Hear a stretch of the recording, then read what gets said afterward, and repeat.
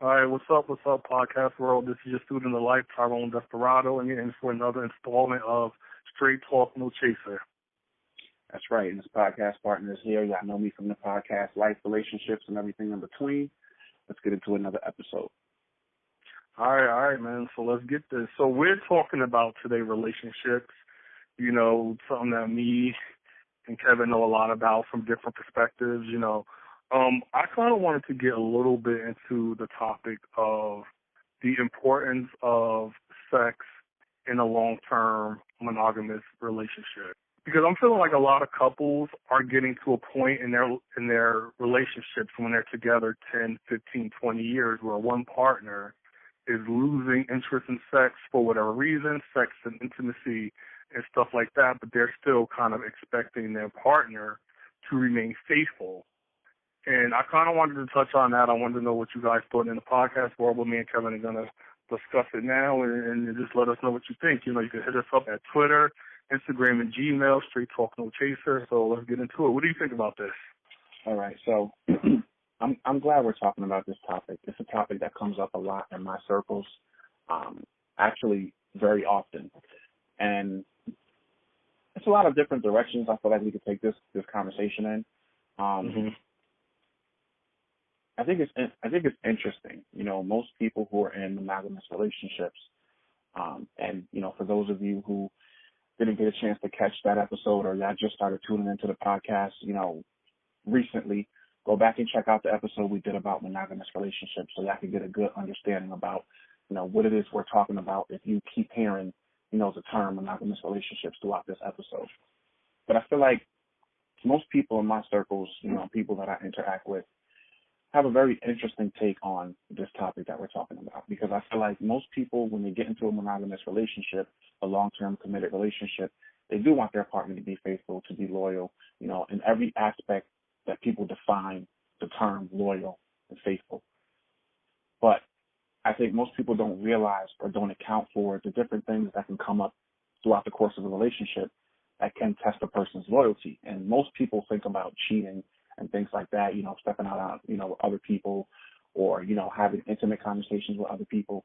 But there's also other things that you can do to make a partner feel betrayed or make a partner feel like, they don't want to be loyal to you. And I think exactly what we're going to be getting into, I think also plays a big part in it.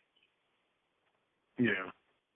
Well, what about in terms of, okay, you do have a good relationship, you do have a happy relationship, but your partner loses interest in sex or just doesn't have those sexual desires, can that person still expect you? And this is just specifically about sex. No Right. other reasons. Communication is good. You're happy otherwise. Right. Kids are happy. Everything is going on. Yeah, but then that person, but you still obviously going to have not just the desire to have sex, but also for intimacy and having that kind of connection. Is it fair for your partner to say, okay, well, I still need you to be faithful to me? Right. Okay, so that's interesting. And even though because a lot of times people, when we're talking about infidelity, sometimes they will cheat on their partner for that specific reason even before they had that conversation. Right. So if you have that conversation, you tell your partner, like, listen, I need, sex. I really kind of, want that to start happening in our relationship again. I want the fire back. I want the heat back. And they're not delivering. Where do you go from there? And that's a lot of interesting points. So let's try to dissect a few of them. So the first thing, just for the people who, might be listening or anybody, who might get the topic kind of a little construed. So just like Ty said that everything else is fine in the relationships, all the other aspects are going right. Let's touch on that because that's an important part. How I view sex in a relationship, and most of the people in my circle who I talk to from day to day, and sex is an important part of the relationship, but to me it's also, it's an expression, it's an outward expression when everything else is going good. You know what I mean? Yeah. Because usually you'll see a person's sexual desire towards you, barring any medical conditions, barring a person being past a certain age. We're talking about young, healthy individuals, young men and women, who are physically, mechanically able to perform, but for one reason or another, they lost that desire, to have sex with their partner in that relationship. So and this is going to be an interesting spin, and I'll be interested to see what you think about this. I personally think that if you're in a committed relationship and that happens, there's no medical issues, and for the most part, everything else in the relationship appears to be going well, there's something else going on there. Because I don't feel like a healthy individual just loses their sex drive for no reason, barring any medical conditions or whatever. I feel like there's something that partner is either not communicating, or maybe they might be trying to communicate that there's an issue but might not know how. But there's something else that's underlying, because for us as natural beings, sex is a natural drive that we all have. So for you not to have that, what else is going on? You know what I'm saying? Yeah. I have to agree with you 100%. It definitely has to be. It could not have to do with if you're losing your sexual desire or your desire to have sex with your partner. It may not even be because of them. It could be other things that are going on in the relationship. And that's where it gets so confusing to me, because if you do have a great relationship and you are communicating, the partner who's not getting the sex that they want should probably know, okay, this is why such and such is going through this. Because, I mean, in my relationships, I have ebbs and flows where I'm more sexual than in other times, but I always go into the relationship, and this is something I always discuss in the beginning, in the courtship phase of dating somebody. I don't really care whether I am horny or not, or in the mood or not. I feel like when I enter in a committed relationship, and like you were saying, barring any kind of, issues, health or otherwise, or mental issues, I feel like it is my duty to make sure that my partner is sexually pleased, even if I'm not necessarily in the mood. I just feel like, look, I mean, I would probably let them know, okay, I'm not really going to, we ain't going to get down and dirty tonight, but I'm going to make sure you get what you need, so you're satisfied. Because I feel like that's part of the duty when you sign up to be in that kind of relationship, that this is what you have to provide, whether you're in the mood or not. I mean, we're not always in the mood to go to work, but we still need to provide for our family and our partners, you know what I'm saying? And that's part of it. And I think a lot of times people want to trivialize sex to make it seem like it's not that big of a deal. You should just be able to deal with it, but you have to pay your bills. You have to do all of these other things to make a relationship work, but that's something that could just be thrown aside, because you're just not up to it. And I don't believe in it. I believe that it is your duty when you enter into a monogamous relationship to make sure that your partner is pleased, period, whether you're into it or not that night, But, I mean, in one extenuating circumstance, if your partner has a very, very high sex drive, then they're going to have to come down a little bit and say, okay, I might not get it every single day or as much as I want it, but it has to be like a compromise, you know what I mean? Right. Yeah, absolutely. But also I feel like too, because sometimes we can communicate certain things to people, because some people have needs that supersede just the physical act of having sex with their partner. And I do feel like it does come into play a lot where one person might feel like their needs aren't being met in other areas, and so they'll purposely withhold sex, or they'll, it'll lower their sex drive for that person, because if you're not satisfied in other areas, then you might not be too enthused about, expressing your emotion for that person in that way. And I think that comes up a lot too, but I think the problem comes into play there where the other partner might not see. This is where I think we have to get into the talk about, how men operate versus how women operate in the wire, because there is a difference. And well, that'll be your expertise. Well, I feel like certain people don't realize, and I understand for all my women out there who have certain complaints, and they be like, well, I stopped having sex with my husband or my fiance or my boyfriend or whatever, because he doesn't do these things or whatever it is, or he's not expressive, or he's not, affectionate or whatever the case. And I feel like most women don't realize that a majority of men do express their emotional connection to their partner through the physical. It's just how men are wired. You know what I mean? Yeah, and I feel like women are more in tune to the other things leading up to that. And so I feel like there's often a disconnect. And I think, us having conversations, better understanding not just the differences between not just men and women, but even in same-sex relationships, what makes a person tick from one person to the next. Because you can be, if we draw a contrast between two different relationships, you can be one way in a relationship with one partner, and everything will be fine. And you can be that same way in another relationship with another partner, and everything could be unstable. You know, it's all about learning and getting to know who that person is. And like you said, if you are agreeing to be in a committed relationship with somebody, it is an agreement between the two of you. So there are things that do need to be kind of drawn out in the sand. There are expectations. Now, what I will say, though, is as far as the cheating thing, or if you feel like a person's not meeting your sexual needs, is it okay to cheat on them, or is it at least understandable for the people who do decide to step out on those relationships? The old me would have said no, just leave the relationship. But honestly, you know, when we look out and social media always comes into play, you know, now with all the dating apps and the things out there, it's so easy to be exposed to other people. You know what I mean? There was a time before when the world was a lot bigger. And so, you know, there really wasn't that far for you to stray. And if you did, it wasn't that many options. The world is so small now with all of these mediums that we have in place, that there's so many options. So I feel like when certain things do come up in relationships that can cause a rift, I feel like most people just look to what the easy way out might be. Exactly. But before, I would have said, you know, there's never an excuse or a reason to cheat. You know, leave the relationship if you feel like it's getting that bad.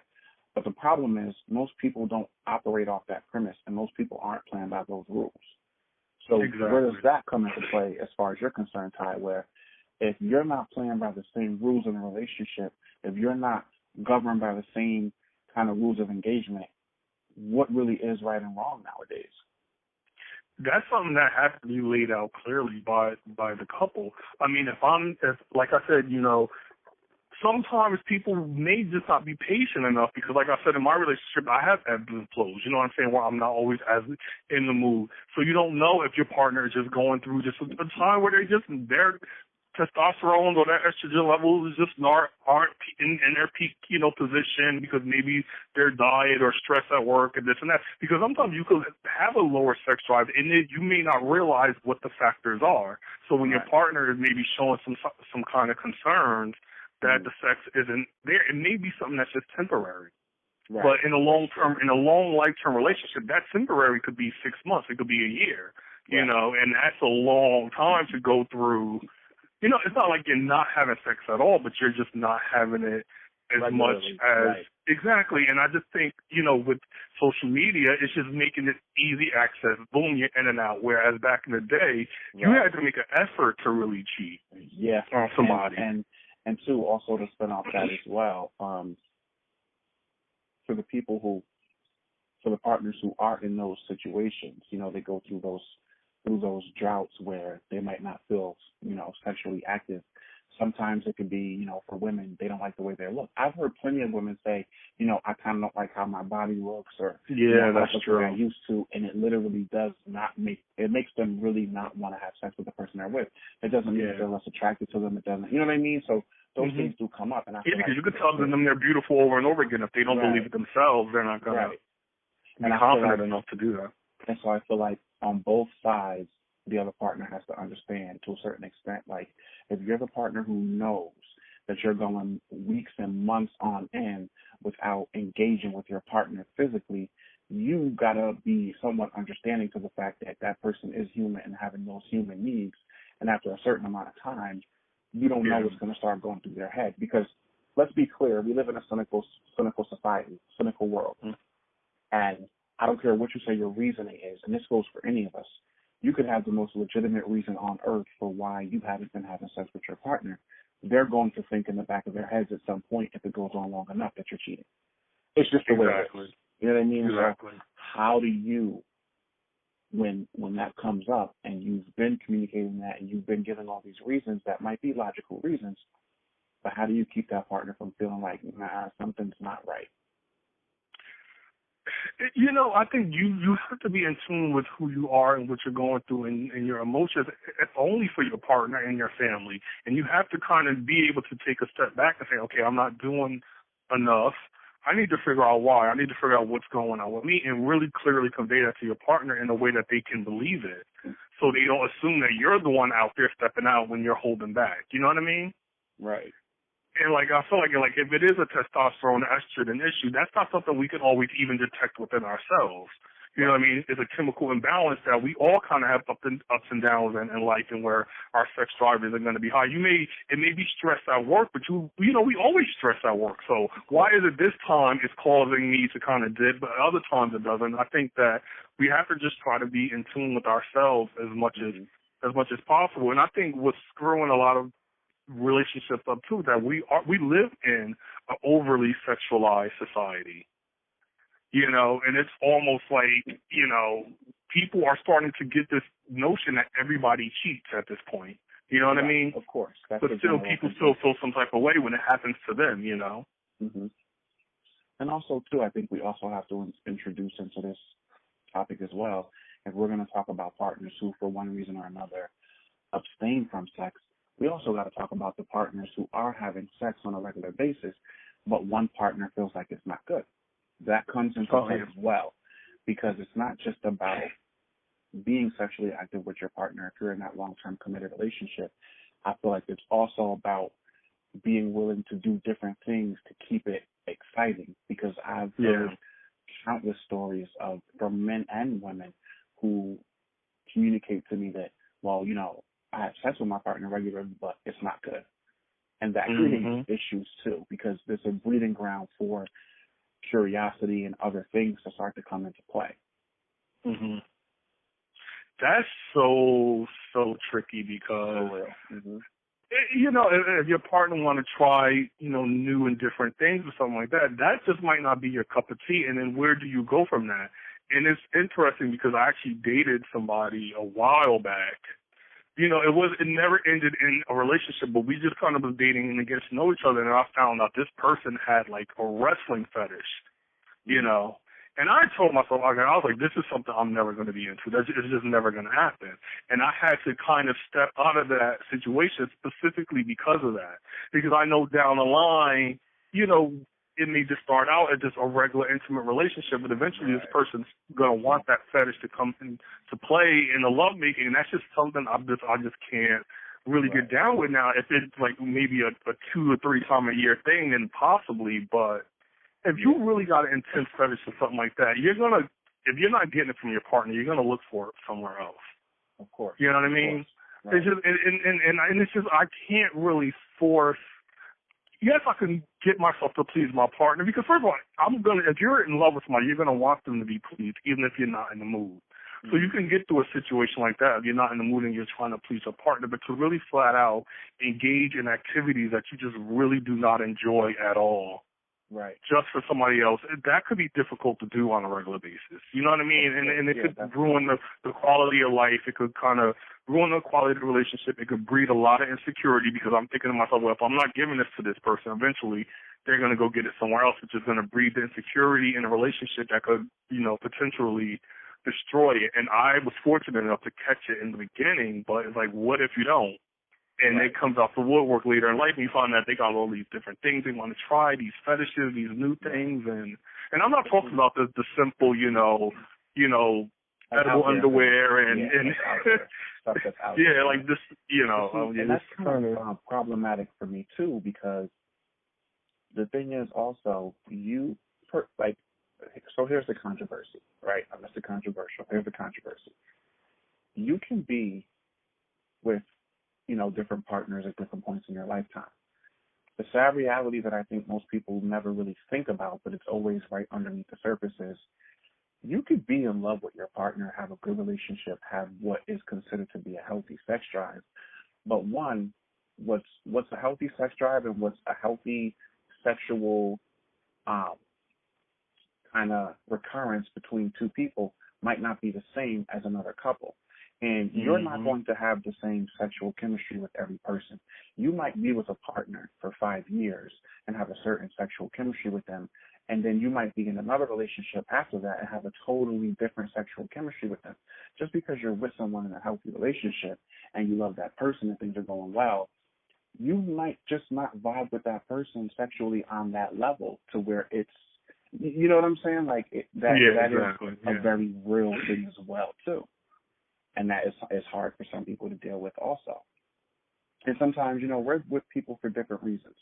You know, it's not, you're never going to find a person that they hit everything on your list of things. Sometimes you deal with a person because, you know, they have, you know, a quality or a few qualities that you really admire or you really are attracted to, but they just might not be doing it for you, you know, in the sexual category. But it doesn't mean you love them any less. So then when we start talking about that, and it's a very real thing, especially nowadays with what you said, we live in such an overly sexualized society that there are less and less, you know, inhibitions, and people are trying different things, new things, crazy things, and it's like, how do you balance the two? You know what I mean? Like it's becoming increasingly hard to balance the two. It's like, you know, for me, it's like I'm very, you know, conservative and traditional when it comes to sex in the first place. So I'm not really the type of person who, I mean, I'm no angel. Obviously, I've been intimate with people that I wasn't in relationships with, and very attracted people where the sex just wasn't good, but I was very attracted to that person. You know what I mean? So it's like you could connect on so many levels, and then boom, when it's time for that, it just didn't feel right. It just wasn't right for whatever reason. And, you know, that's what makes it difficult when you're the type of person who likes to wait and get to know the person and develop some sort of chemistry that's outside the bedroom, because you got to think, oh my God, when that time comes, what's going to happen? Right. You know, but see, the reason why that always did work out for me is because when you build a relationship with somebody based on a friendship, a respect, getting to know them outside of the bedroom, when you tend to have sex the first time, you tend to leave your ego at the door, which means you could specifically tell your partner, this is what I like, this is what I don't like. They could tell you things, and then the sex kind of gets better as time goes on, as opposed to, boom, you have sex the first time and it's like a knockout. You know what I mean? That almost always doesn't happen, you know? You can have really great sex with somebody you have no other kind of chemistry with, and vice versa. But I feel like if you do build some sort of strong relationship and connection with that person, you can then, when you're being intimate, you could talk about the things you don't like, talk about the things you do like, and build a good sexual relationship, as opposed to expecting the first couple times to just be, you know, like you see when you're watching, you know, adult films. You know, it's obviously never like that, you know. So here's the question. How important is sex in a long-term monogamous relationship? Because I won't even say most. Here's where I'm going to separate out, because I've had females that I've spoken to, and they feel like, you know, well, I feel like guys are too into sex and that's all they want. But then when you think about all of the distractions we have out here, when you think about all of the access that we have to other people and to doing things that might be detrimental to a long-term successful relationship, how important is sex in a relationship? And not only that, but also what is the deal breaker? If you feel like sex is important enough in a relationship that if you withhold that from your partner for too long, then the natural progression of that is going to be for them to eventually step out on you in some way, shape, or form. So then how important is sex in a relationship? And if it is important, why is there such a disconnect with the couples who go months on end without having sex with each other?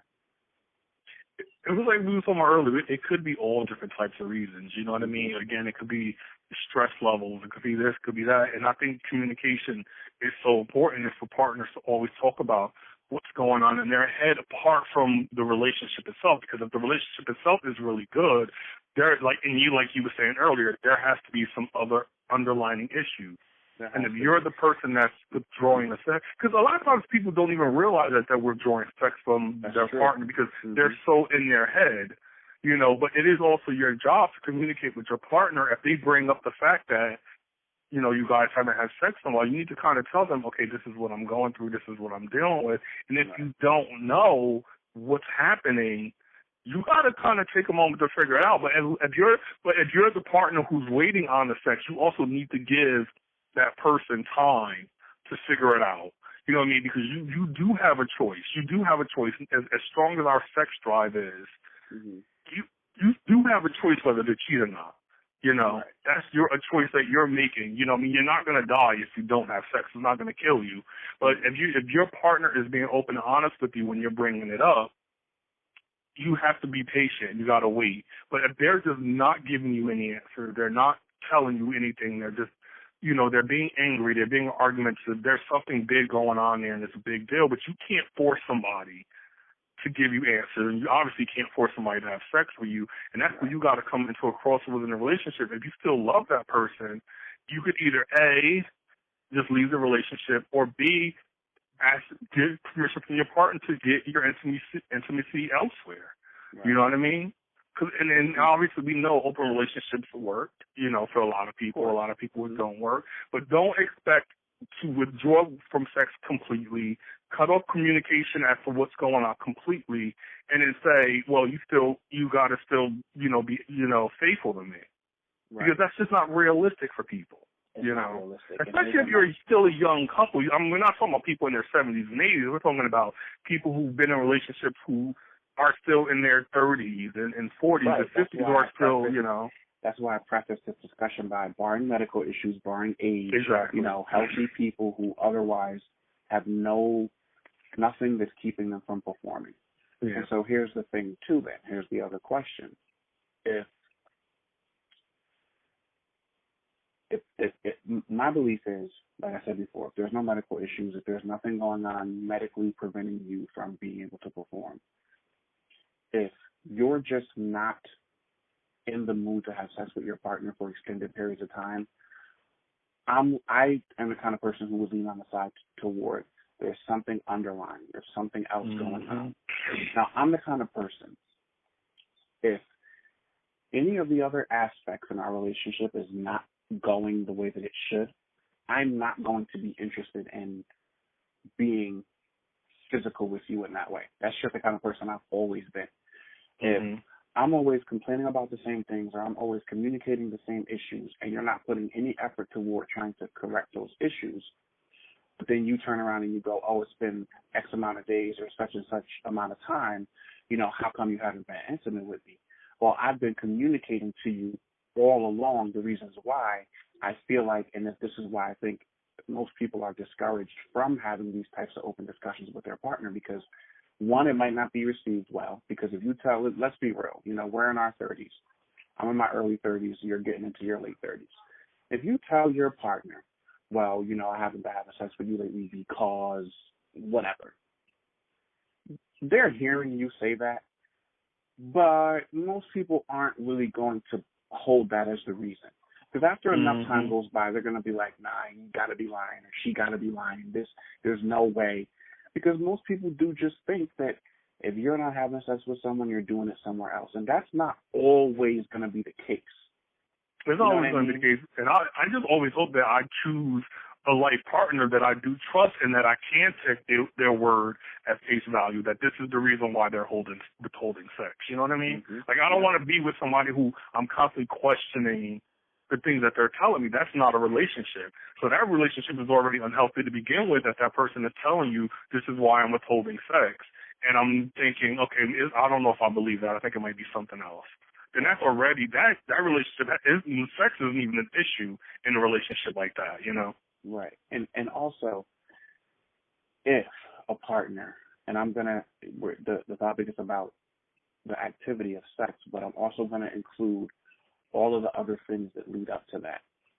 If you are with a partner who is willing to either consider cheating on you or entertaining other people because you're not giving them that type of attention or affection or whatever it is, right? Maybe you're just not that affectionate as a person, whatever. But if that's the kind of person who would even consider doing that, stepping out on you, cheating on you, entertaining other people, then already that's not a healthy relationship that you probably want to be in, because that already should tell you that that partner isn't willing to go through those risks in that relationship with you. And you don't really want somebody who's not willing to do that. Exactly, because if you are taking the time to communicate the reasons why, again, they have to exercise patience. They have to exercise self-control, you know what I mean? Because, yes, sex and love are two different things. And yes, you can cheat on somebody that you're in love with. But at the same time, you pledged, your life to this person. Yeah, you know what I mean? And I guess you can, but it's a type of disrespect. You know what I mean? Like, of course, absolutely. Especially in the cases where it's one thing to say, for whatever reason I'm going through this, be patient, whatever. But if we're talking about situations where people are not engaging in sex with their partner for underlying reasons that they're communicating, it's nothing to be patient about in those situations. Do what you need to do to make the relationship better on my end, and then I'll make it better on your end. But the problem is, and I think it's the case in more cases than a little bit. It's in that other person's court. The ball is in their court to make those changes, and they don't want to. All they want to do is see what they're not getting. And so that's their justification. And that's the problem that I feel like is created in a lot of younger relationships these days. It's like you feel like things should be automatic and there should be instant gratification. But some people operate in a way that if they feel slighted in other ways, or if they feel like they're always having to complain or talk to you about the same things, and those things aren't being worked on, then that might be a big enough disconnect for that person to lose that interest in you. And they might be sticking around. Because people got to remember, a relationship never ends the day two people break up or decide to go their separate ways. That takes a while. If a relationship ends today, then it started 6 months to a year ago. That person might have just stuck around to see if it would get better, or they stuck around to see if they could work things out. But a relationship never ends the day that it ends. Yeah. Everything is like a slow, you know what I'm saying? Like it's a slow build up to that, that critical mass, whatever it is. And I feel like most people miss all those signs. And most people are going to be more communicative than others. Some people are going to be less communicative than others. But there's always signs that a person is not getting their other needs met in that relationship. And I feel like it's one thing if you feel like, it's been, let's say, 2 months since we had sex or whatever. Like, what's the issue? Is there an issue? Is there something that needs to be talked about? To just assume that it's for this reason or that, and to go off half-cocked wanting to do, whatever you feel like you want to do because of what you think the other partner is doing, because that's what happens most of the time.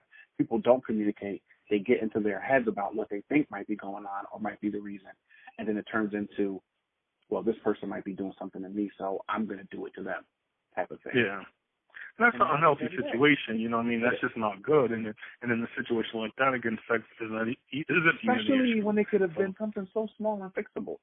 And you running off, you know what I'm saying? Like, because especially when you're in a long-term committed relationship, especially when you live together, especially when you're married and you have kids and all these other things come into play, you got careers and all these other distractions that come into play, there should be more keeping you in that relationship than just sex.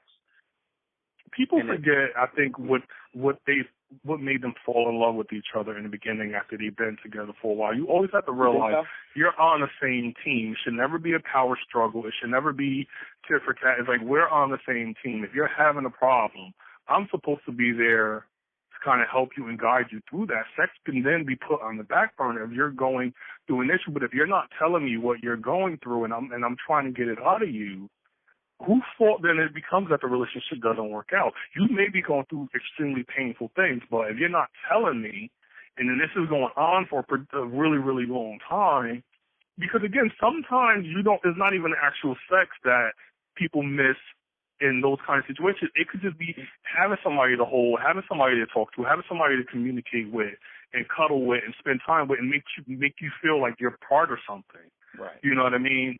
And a lot of times like you say, it gets lost way before the relationship gets older. But what's worse is when people get stagnant and they stay in these situations for decades. Mm-hmm. And then they turn around and be like, wow, where did my life go? I spent so much time in the relationship with somebody who I wasn't happy with. Right. And it could have been something that could have been easily fixed 10 years ago, 20 years ago. And that's an interesting kind of take on, you said, you feel like most people forget why they fell in love in the first place.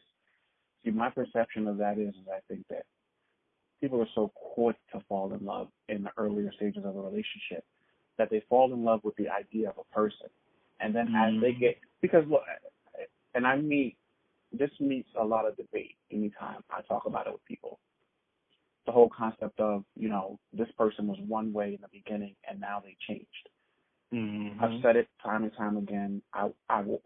This will always be my theory. I will always believe this. People do not change. By the time you get into your adult years, you are the person that you're going to be for the rest of your life. Barring any major life events, people for the most part do not change. The problem it was like something you said in our monogamy podcast where you was like, the warning signs are usually there in the very beginning. We just choose to ignore it. And that's exactly what I was getting to. I think that I'm sorry. No, that's cool. I think people fall in love with the idea of who they see a person as in those earlier stages.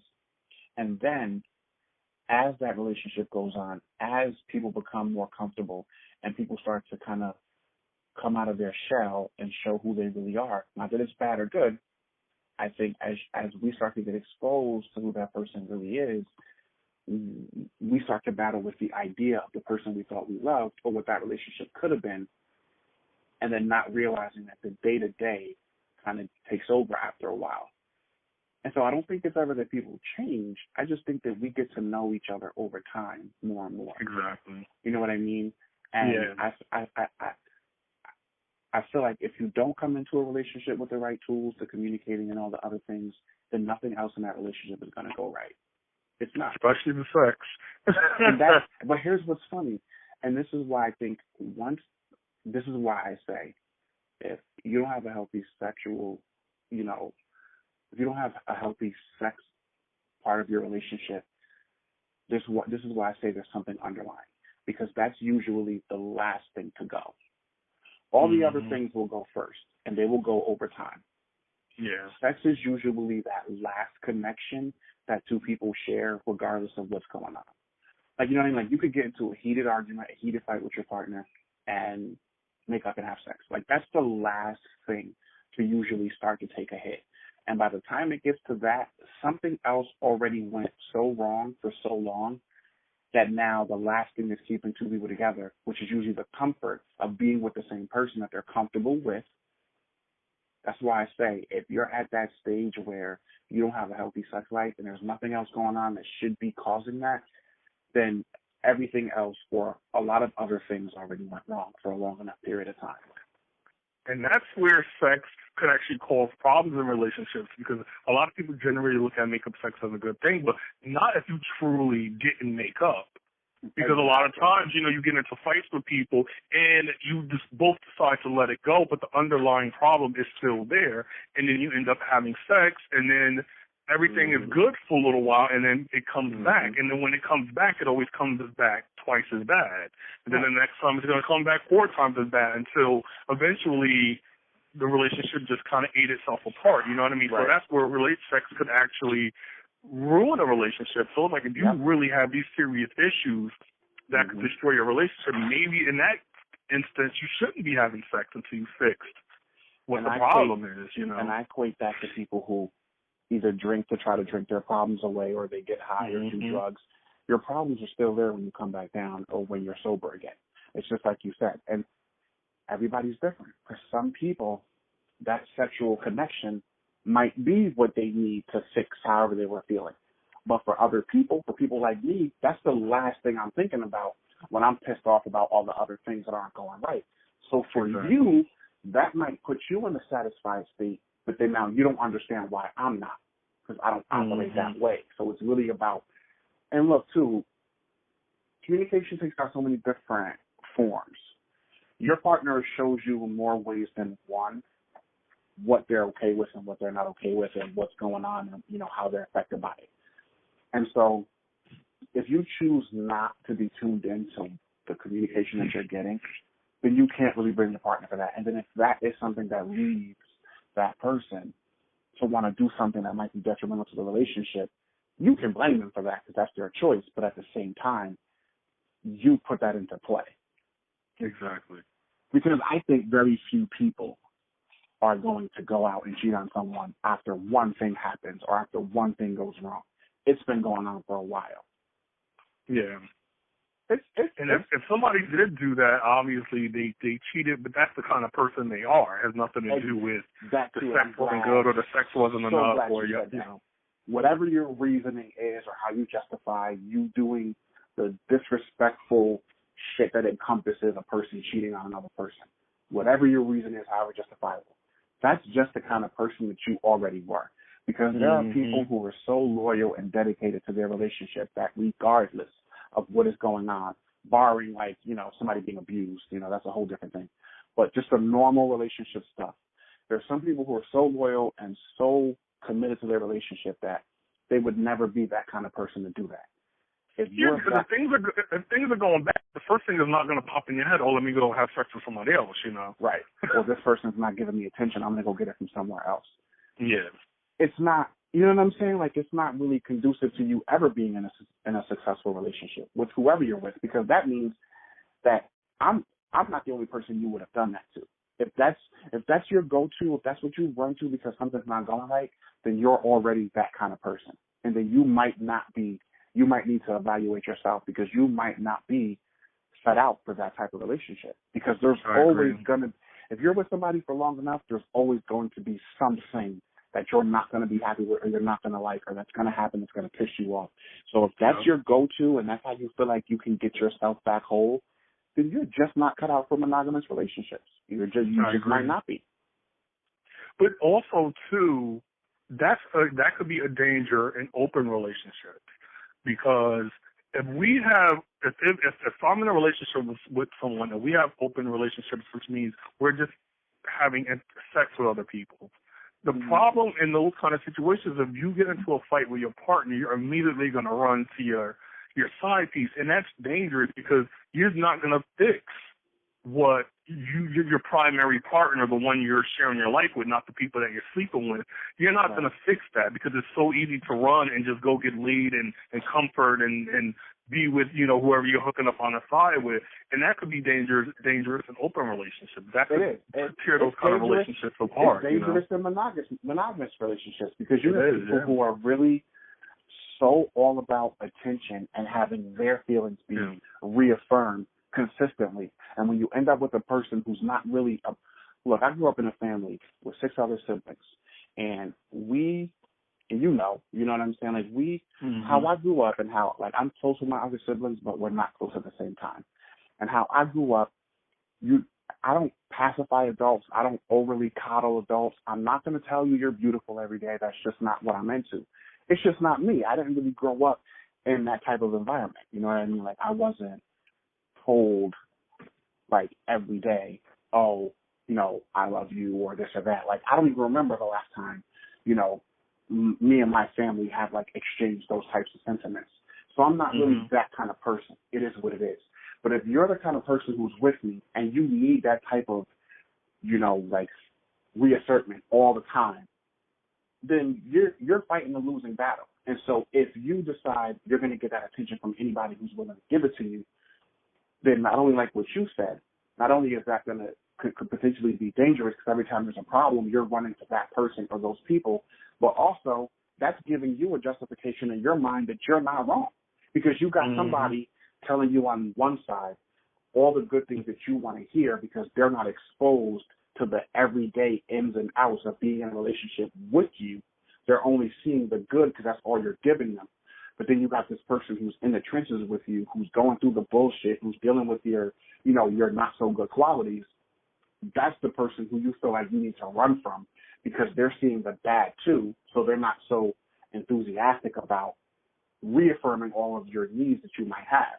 And you're running to these outside people who are only seeing the good. It's easy for somebody to compliment you and give you attention when they don't got to deal with the shit that goes on in the business of being in a relationship.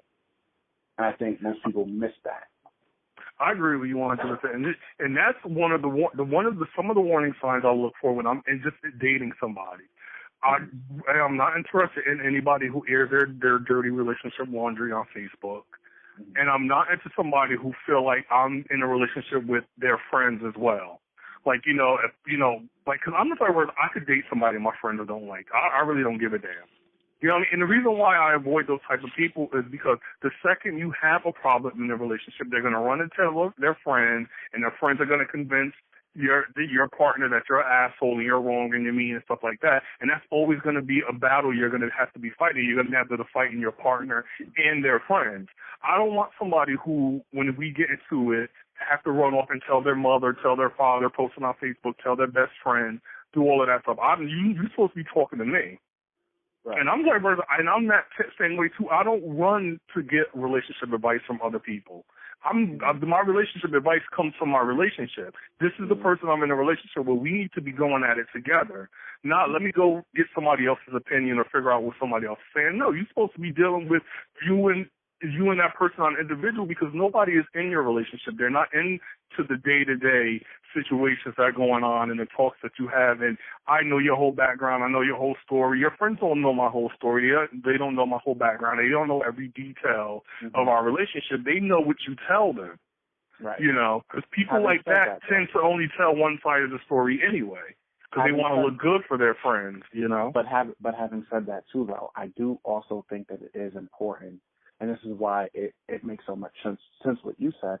You just got to know the person that you're with, and you got to try to match yourself up with a person who's like-minded, because I feel like on the other end of what you said, it is, to me anyway, it is important to sometimes have people who are close to you, lifelong friends, people that you've known for 5-10 years plus, you know what I'm saying, who have seen you come up through all of your transitions.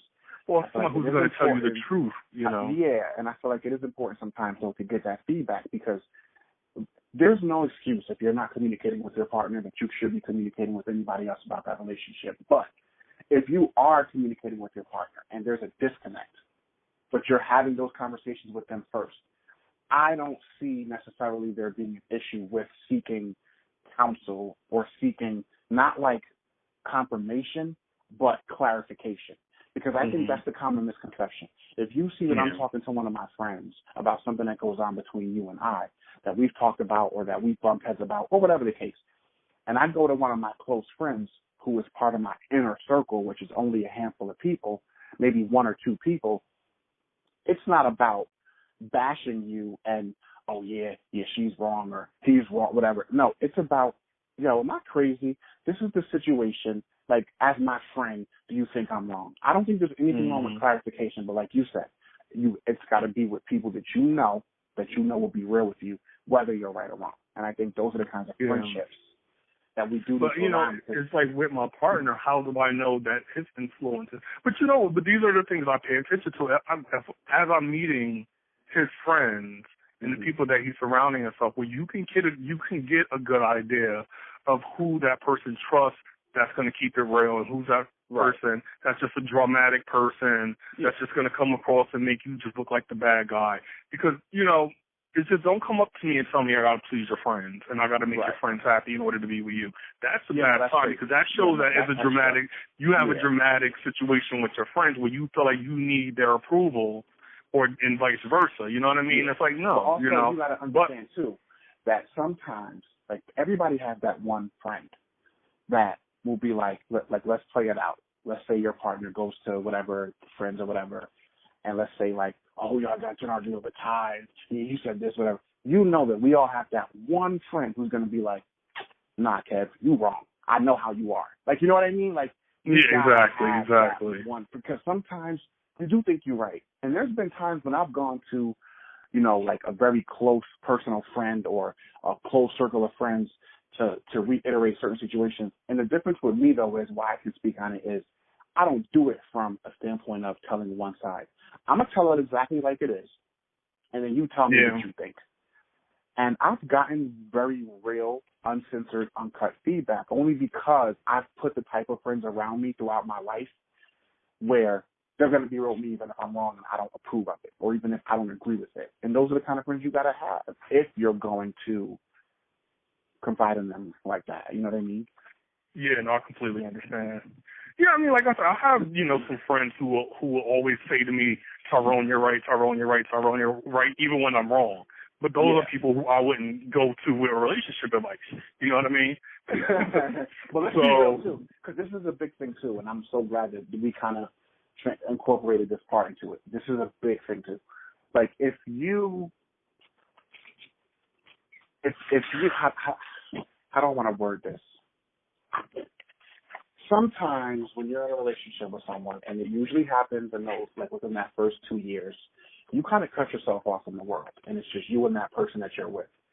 And one, is dangerous to kind of cut your friends off for a person that you're with, because if something don't go right in that relationship, you had your friends before and you'll have them after. But also, to couple that with something else, sometimes you're so intertwined in that relationship that you lose touch with what's going on. So there's also like another good consequence that comes out of sometimes talking to other people about some things that go on, because there's times when you can like be so into a situation or so into your own head about certain things that you lose touch, and you might start to think, oh, you know, I'm going through this in my relationship. I'm the only one that's going through this. Like, that's naturally how you feel. Sometimes opening up to certain people and then hearing their battle stories, for a person like me anyway, that reaffirms that even the down times in my relationship, everybody has them. Because if I'm coming at one of my close friends with a story and then they're coming back at me with a story, I'm like, oh, I'm not the only one going through this shit. Like, sometimes that helps. You know what I mean? Like, to know that other people are going through maybe not exactly what you're going through, but similar things. And sometimes that does help. Because I feel like you always see that the grass is greener on the other side. But if you got somebody on the other side, like, nah, bro, there's some weeds over here too, then I feel like that helps keep you grounded at the same time. Because I feel like having the certain friends that I've had over the years have kept me grounded and faithful in my relationships. Because anytime you start to stray and think, maybe there's better out there, maybe there's something else out there, that kind of reels you in, because it's like, it's like the 80-20 thing.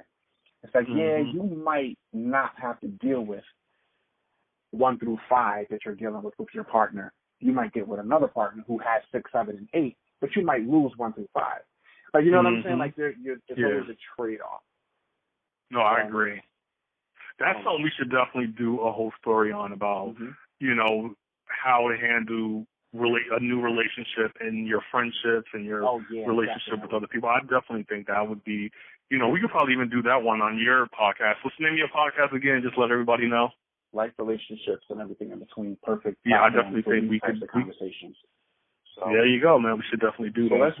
Let's to close it out. Let's reel it in back to the whole point. You know, the importance of sex in a relationship and what happens when that sex becomes less and less frequent. First of all, what is? We got to create a parameter. What is a healthy sexual relationship? What's regular? What's excessive? And what's not enough? Because yes, everyone's different, but I feel like there is a standard. What would you say that standard is? It's hard to quantify it, because it really depends on the individual. That both people just feel sexually satisfied in a relationship, with the amount of time, with how often, what's going on. That's what makes it enough. You know what I mean? It's so different for so many different couples and so many different stages of your life. You know, it really it's hard to quantify it. Really, Make it a little more difficult, because we talked about earlier briefly about people trying different things and not being into certain things, but that was the extreme end of the spectrum. That was like fetish type stuff. Let's be a little more traditional for the sake of the word, our generation. 2 partners, one person is into oral sex, the other one is not. What type of consequences can that like introduce into that relationship? So you have one partner who is okay with receiving, right? But they're not exactly enthused about the giving end. Because some people just have their preferences. Some people just have what they will not do. Some people have, you know what I'm saying? So what do you think that plays in on a person feeling like they might not be completely satisfied? Because you might have different reasons for why you choose not to do different things with that partner. And that these are talks that two people need to have very early on before a relationship even establishes. There's one thing if a fetish pops up 5 or 10 years later, but when you're talking about something like that, that's almost, pretty like normal. You know what I mean? It's, these are things that are established, should be established early on. And what makes it good, and when you're talking about like same-sex couples, it is standard in our courtship to specifically talk about what we like and what we don't like, whereas in heterosexual sex, it's pretty much, built in the way things are going to go. So that's something I usually don't have. Fetishes with people, that's something that sometimes come out of far left, and I'm like, hold on. But really normal sexual practices, or just something that's a little bit more, let's say kinky, that's something that I discover in a courtship phase of a relationship, and that's something that needs to be talked about, because sex again is a big part of relationships, and I think if people do have extreme fetishes, they should not be embarrassed by it, and they need to tell if they're considering being with this person long term, you need to talk about it way in the beginning, and let's just put it out there. Don't be embarrassed by it. It's part of who you are. You like what you like. As long as, no one's getting hurt and it's consensual and it's between adults. Right. As long as nobody talk about as long as your partner's not telling you to lie down in the bath and fill it with ice, it might be a that you might need to exactly. So let's make it a little more difficult. Let's make it a little more difficult. You're with a partner. Some years go by, and you deal with, because let's be honest, we live in a nation where the divorce rate is damn near 50% of couples, and we live in a day and age where most couples have to deal with cheating, either on the end of they're the cheater or they're the person that's been cheated on. And a lot of relationships, even though we always talk about the relationships that don't last and the people that don't want to work it out and they leave and that relationship dissolves, there's also a very large number of people who try to work out their relationship after a partner's cheated on them. So let's make it a little more difficult. The sexual complexion of the relationship changes after you learn that a partner has cheated on you. There are certain things that you will not do sexually going forward just because of how you feel about what they've done. You feel like they've crossed the line, and so now there's certain things sexually that you no longer want to engage in. Perfectly understandable, and in my opinion, perfectly acceptable. And I think if you're the partner who cheated on someone, and let's say going forward, they no longer want to engage in oral sex with you because they might have questions about things that you may or may not have done, or whatever the case, I feel like as the person who did something wrong in that relationship, I feel like you need to eat that. I feel like you need to bite that bullet, and you need to accept that as a consequence of the relationship because you introduced that problem. What say you? If I was the cheater, I agree with you. I would, I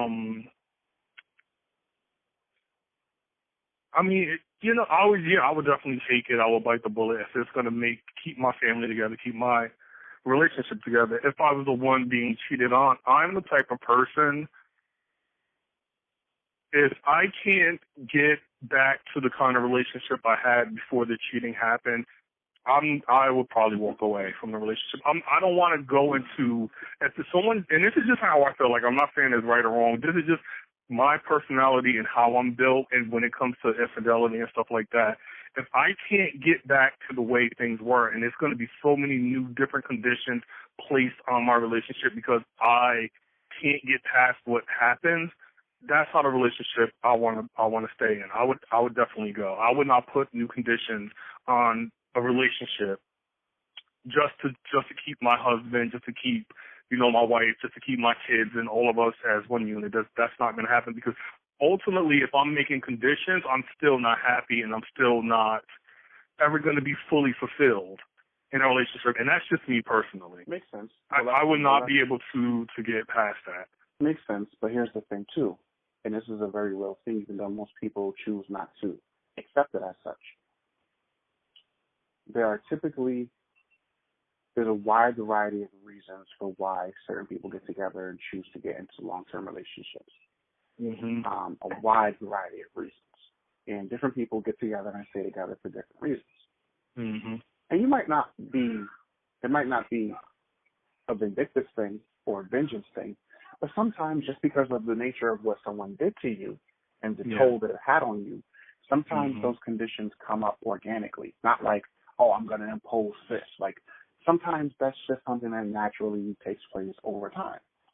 And that could be it, you know, but. And a lot of people, even though they would say, yo, if I'm cheating on, nah. It really does depend on the complexion of that relationship, how long you've been in it, and what other things are holding that relationship together. And that's why a lot of people do choose to stay, because it's a lot less complicated. But at the same time, here's a little more controversy. Anybody who says that they dealt with cheating in their relationship with their partner and they got past it and their relationship was better after that, I'm sorry, but you're lying to yourself. It's not possible. Nothing ever gets better in a relationship.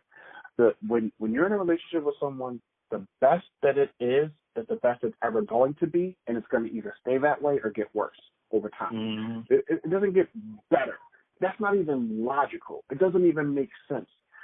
If you're someone who heavily believes in monogamy and being loyal and being faithful and all these terms that we throw out there, and your partner destroys all that for you, but for one reason or another or half a dozen, you choose to stay, that relationship is not going to be better later. It's not possible. It's not. You're never going to look at that person in the same way. You might train yourself over time to not acknowledge it, and people say things like, you forget, but you don't forget. The two don't go together. They don't go hand in hand. It doesn't. It's impossible. You cannot control when certain memories are going to pop into your head or when certain things are going to remind you of certain things. It's not possible. It's not.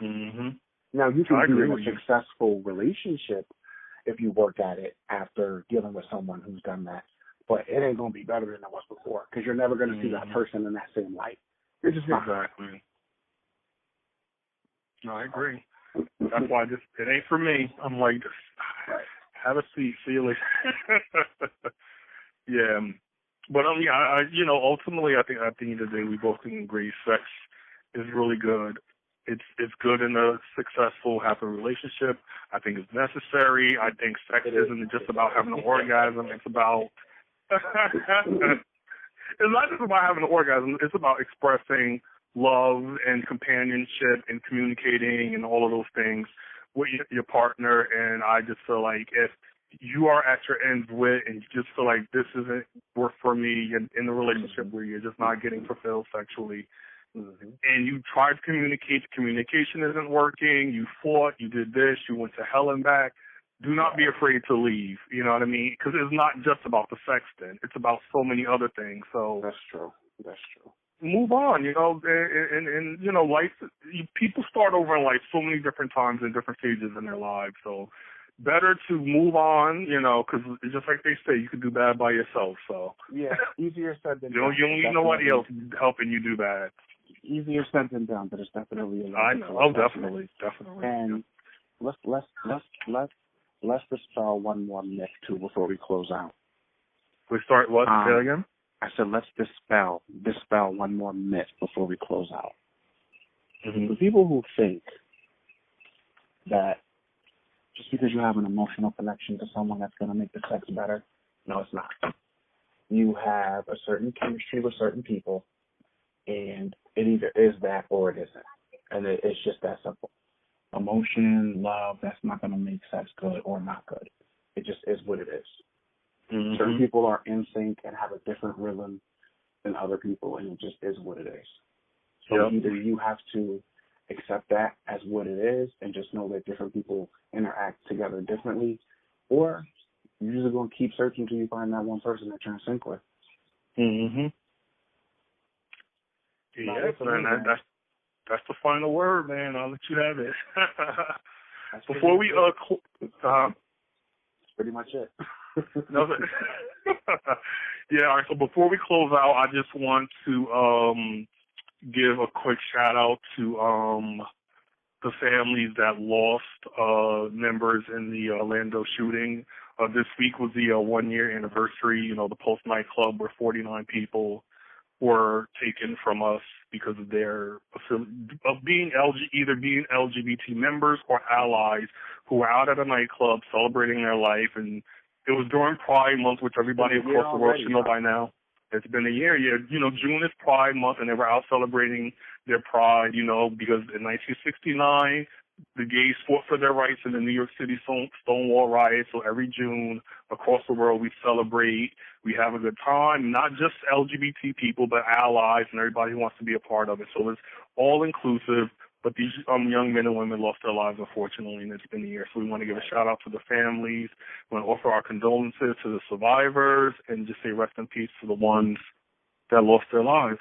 Of course, and it's been a while since we came together and did a podcast, but also we got to shout out to people over in the UK.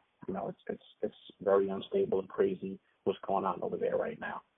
People blowing up concerts and people running down civilians, and it's a crazy world. And that's why we come together and we do this podcast so that we can lighten the mood a little bit, talk a little bit, kind of relieve some stress.